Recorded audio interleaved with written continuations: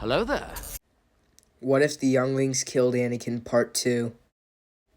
If you didn't watch Part 1, it's in the comments. After escaping the Jedi Temple, the youngling Sith had one goal: be the ultimate Sith Lord, and he knew there was a person in charge of Master Skywalker because he felt a darker presence in the Force.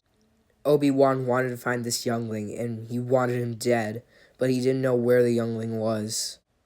Obi-Wan asked Yoda for help, but Yoda was too busy having death sticks. But Yoda did tell him that the Sith Lord was Palpatine because it was obvious. So Obi-Wan guessed that the youngling would be going to kill Palpatine. And Obi-Wan was right.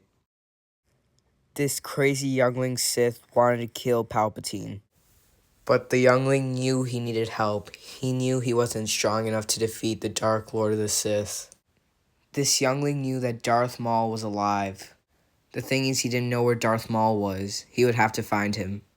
This youngling knew that he would also need an army, because the clones would be protecting Palpatine. But first he needed Darth Maul, so he went to look for him. This youngling was crazy, but he was smart. Obi-Wan underestimated this youngling. He thought the youngling would just go to Palpatine's office right away. So that's where Obi-Wan went.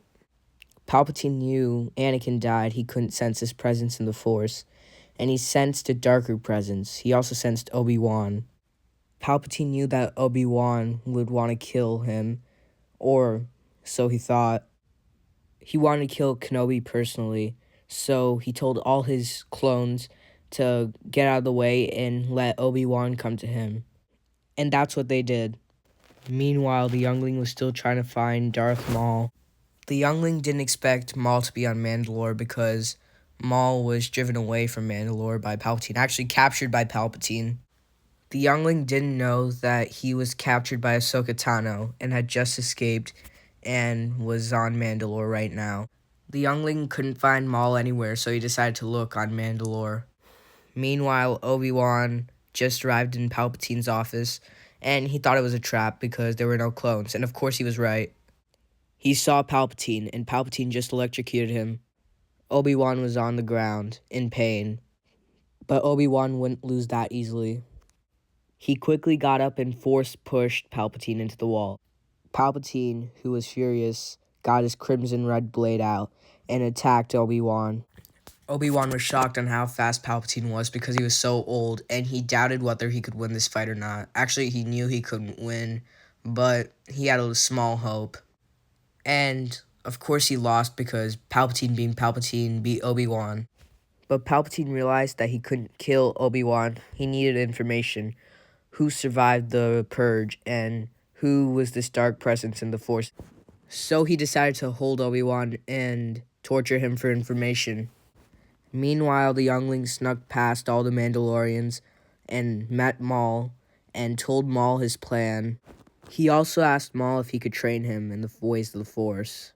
Maul just laughed at him and told his guards to kill this youngling.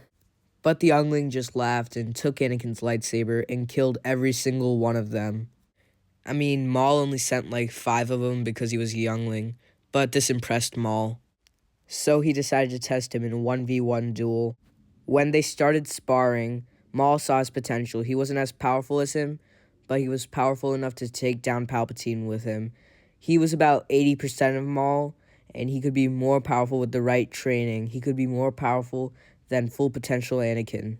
Maul knew he had enough allies so he could cause a temporary distraction for the clones, so he could kill Palpatine with the youngling.